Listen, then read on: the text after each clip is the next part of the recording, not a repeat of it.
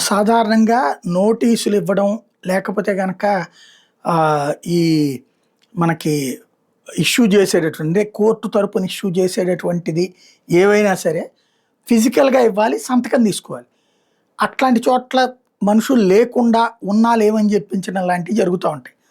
వాళ్ళ బంధువులోళ్ళు మేము తీసుకోమంటారు court notice కాబట్టి.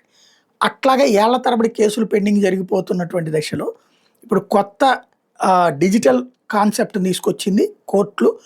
కోర్టు సమన్లు కావచ్చు, వారెంట్లు కావచ్చు, నిందితులు, సాక్షులు, బాధితుల వాట్సాప్ వంటి మెసేజింగ్ యాప్‌లు, ఈమెయిల్ ఐడీలకే ఇక మీద పంపొచ్చు. బ్లూ టిక్ పడిందా, సమను, వారెంట్ అందినట్టుగానే పరిగణిస్తారు. మెసేజ్ డెలివరీ అయినట్టు చూపే స్క్రీన్ షాట్ లేదా ఫోటోను పోలీసులు కోర్టుకు సమర్పిస్తే సదరు వ్యక్తికి సమను, వారెంటు అందినట్టే అని కోర్టు నిర్ధారించుకుంటుంది. ఒకవేళ అధికారిక ఈమెయిల్ ఐడికి సమన్లు, వారెంట్లు పంపితే సర్వీస్ ప్రొవైడర్ నుంచి వచ్చే డెలివరీ రిపోర్ట్ అసలైన సాక్ష్యంగా పరిగణిస్తారు. పోలీసులు అరెస్ట్ చేసేటప్పుడు లేదా విచారణ సమయంలోనే నిందితుల ఫోన్ నెంబర్లు, ఈమెయిల్ ఐడీలు, వాట్సాప్ వివరాలను సేకరించి పోలీస్ స్టేషన్ రిజిస్టర్లో CCTNSలో నిక్షిప్తం చేయాల్సి ఉంటుంది. భారతీయ నాగరిక సురక్షా సంహితలోని సెక్షన్ 64(1)కి అనుగుణంగా పోలీస్ స్టేషన్లు నిర్వహించే అధికారిక రిజిస్టర్లో కూడా వివరాలు నమోదు చేయాలి. ఒకవేళ ప్రైవేట్ కేసు అయితే ఫిర్యాదుదారుడి నిందితుల ఆన్లైన్ కాంటాక్ట్ వివరాలు కోర్టుకు సమర్పించాల్సి ఉంటుంది. మహిళల మీద జరిగే లైంగిక దాడులు, చిన్నపిల్లల మీద జరిగే అఘాయిత్యాలు, ఫోక్సో కేసులు తదితరలో సమన్లు లేదా వారెంట్లు జారీ చేసినప్పుడు వాటిని అమలు చేసేటప్పుడు ఎట్టి పరిస్థితుల్లోనూ బాధితుల గుర్తింపు బయటికి రాకూడదు. బాధితులు, సాక్షుల ఫోన్ నెంబర్లు, ఈమెయిల్ వివరాలు నిందితులకు ఎట్టి పరిస్థితుల్లో చూపడానికి వీల్లేదు.